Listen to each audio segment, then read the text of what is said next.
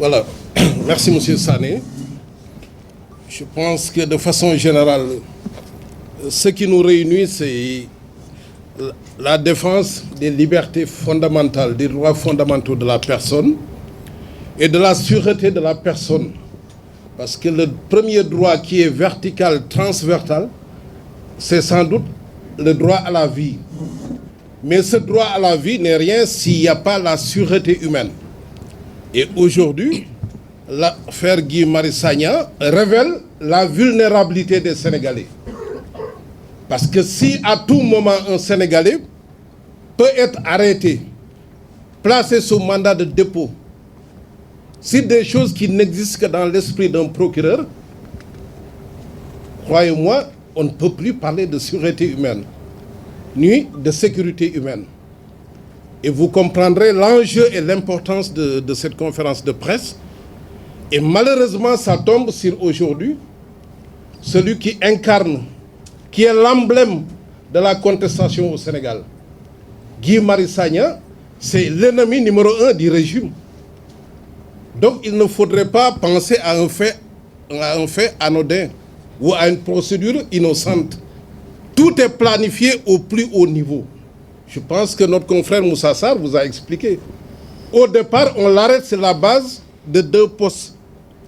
Des gouvernants qui étaient là, qui n'ont pas pu promouvoir des infrastructures hôtelières et qui sont rattrapés par l'histoire. Il fait son propre analyse. Ça peut heurter moralement, mais on décide de lui faire la fête judiciaire sur la base de ces 2 postes. Mais au finish, même les enquêteurs disent au procureur, mais nous ne pouvons pas le retenir, il n'y a rien dans ce dossier. Et on leur demande à fouiller et trouver quelque chose. C'est laquelle on peut le coincer et on sort cette déclaration. Et ça, c'est inacceptable.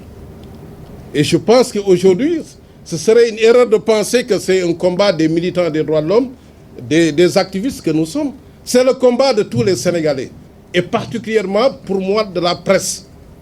Parce que le Sénégalais qui est hors de Dakar, qui est à 1000 km de Dakar, 500, mais il entend la radio, la RTS, il lit Le Soleil, on dit il est arrêté parce qu'il a fait une fausse alerte au terrorisme.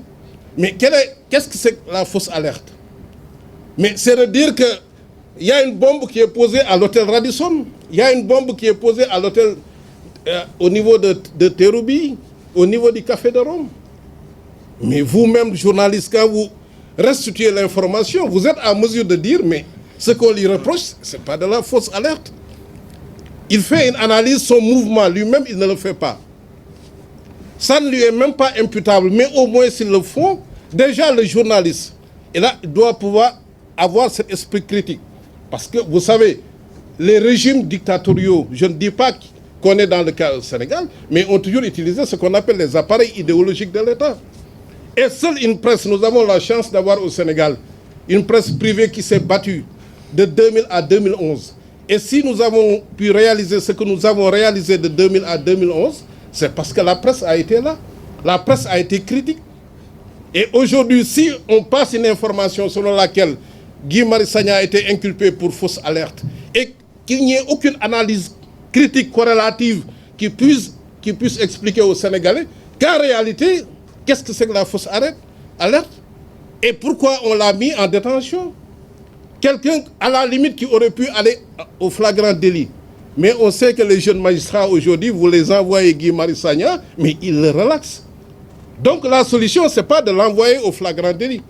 C'est de requérir une information et que le juge prenne un mandat de dépôt et qu'il soit réduit au silence pendant au moins 6 mois. Parce que ça, c'est l'hypothèse d'un délit. Mais nous savons que dans l'esprit du procureur, c'est une affaire criminelle. Donc il faut le mettre au frigo pendant au moins 2 ans, parce que la détention en matière criminelle au Sénégal n'est pas limitée. Mais un juriste a expliqué que même sous cette inculpation, on est dans le cadre du délit. Mais dans leur entendement, aujourd'hui, il s'agit d'écarter celui qui incarne la radicalité la plus profonde au Sénégal. Et surtout quand vous avez des cas comme Petrotim, qui peut se révéler être un Petrogate. Donc il faut couper la tête de ce mouvement contestataire. Et il n'y a pas autre explication. Nous sommes des juristes. nous qui sommes là, Ahmed Moussa Sarr, Amadou Ali Diallo, les jeunes Sow Ndiaye, mais s'il y avait une infraction, nous serions les premiers à respecter notre serment. Nous ne sommes plus nous sommes maintenant des acteurs judiciaires. Et ça, depuis les textes de l'IMOA, nous contribuons à la distribution de la justice. Mais c'est parce qu'aujourd'hui, si nous osons nous mettre ici, avec derrière nous cette banderole, c'est parce que nous sommes conscients que nous sommes dans la plus grande... devant un arbitraire qu'on ne peut pas qualifier. Et ça, moi, personnellement, de par l'expérience que j'ai, étant un acteur du mouvement 23, je lancerai un appel à la presse. Cette consommation de l'information officielle, il faut que ça cesse. Imaginez, même dans l'affaire Petrotim, qu'on vous dise que tous les rapports ont été publiés et qu'on mette ça, les journalistes, oui, le président de la République, alors que vous n'avez pas le rapport entre Cosmos et Timis Corporation. Et c'est là où il y a les royalties, c'est là que c'est prévu. Timis contre, par exemple, BP, et l'information officielle, c'est que le Sénégal ne cache rien. Tous les rapports, vous les avez sur Internet, mais c'est fou. Mais il faut qu'un journaliste puisse au moins faire une analyse critique, un titre, dire non, monsieur le président, vous n'avez pas publié ça. Et c'est cette information qui permet de former une opinion publique qui puisse servir au moins de contre-pouvoir. Et si nous laissons cette affaire passer, parce que je l'ai dit, ça peut être une bulle de savon, ça veut dire se désagréger au contact de la nature, de la physique, mais ça peut être un parachemin pour l'atteinte aux droits fondamentaux pour toujours réduire au silence tous les militants, y compris nous-mêmes, même si c'est illusoire de vouloir faire taire des militants. Donc pour vous dire que c'est un combat de tous et qu'aujourd'hui, si vous entendez que nous insistions sur la rupture du lien ombilical entre le parquet et l'exécutif, mais parce que nous n'avons même pas l'élégance républicaine qui voudrait que l'exécutif s'abstienne d'un certain nombre d'instrumentalisations de la justice. Comment peut-on faire à un procureur ces choses-là? Vous avez un rapport de l'OFNAC sur Petrotim et personne n'en parle, le procureur s'assoit dessus, la presse ne s'émeut pas et on fait un appel à témoins. Alors que le rapport est entre les mains du procureur, il a fallu que Nafingom rompe son obligation de réserve, son devoir de réserve pour informer que j'ai fait ça. Mais ça, c'est le rôle de la presse. Aucune organisation des droits de l'homme, aucun militant ne fait un travail sans le relais de la presse, l'amplification nécessaire de la presse. Et ce combat a été un combat partagé qui nous a permis de faire des bons démocratiques. Aujourd'hui, nous assistons au contraire à un reflux démocratique. Nous assistons à la pure série noire, à la pure période noire de la démocratie sénégalaise. Et il faut le dire, et ça, il nous faut avoir des alliés. Et c'est pourquoi aujourd'hui, cette conférence de presse, au-delà de l'indignation, c'est d'amener les journalistes à comprendre que d'abord, il n'y a pas d'affaire Guy Marius Sagna. Parce que les postes, deux postes, n'ont jamais constitué recélé par rapport au principe de la légalité des poursuites. Parce que pour poursuivre quelqu'un, il faut une infraction préalablement définie par la loi, des faits qualifiés par la loi d'infraction, la matérialité, la légalité. Mais quand je dis qu'au Sénégal, il n'y a pas d'hôpital et qu'on est obligé d'aller en France, on ne peut pas me poursuivre. Et même si on sort ce poste de France Dégage, mais où est l'alerte?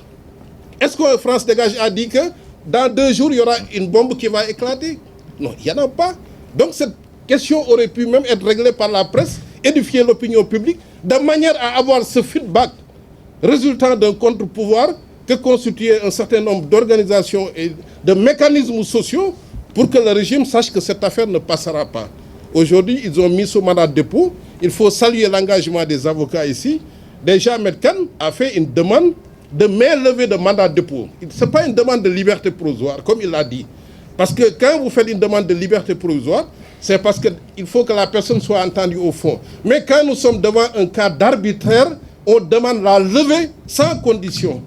Ça dit que le juge d'instruction doit se prononcer sur cette question, sinon nous saisirons la chambre d'accusation. Parce qu'il n'y a pas de fait qui puisse justifier légalement la détention. Donc c'est une demande de main levée.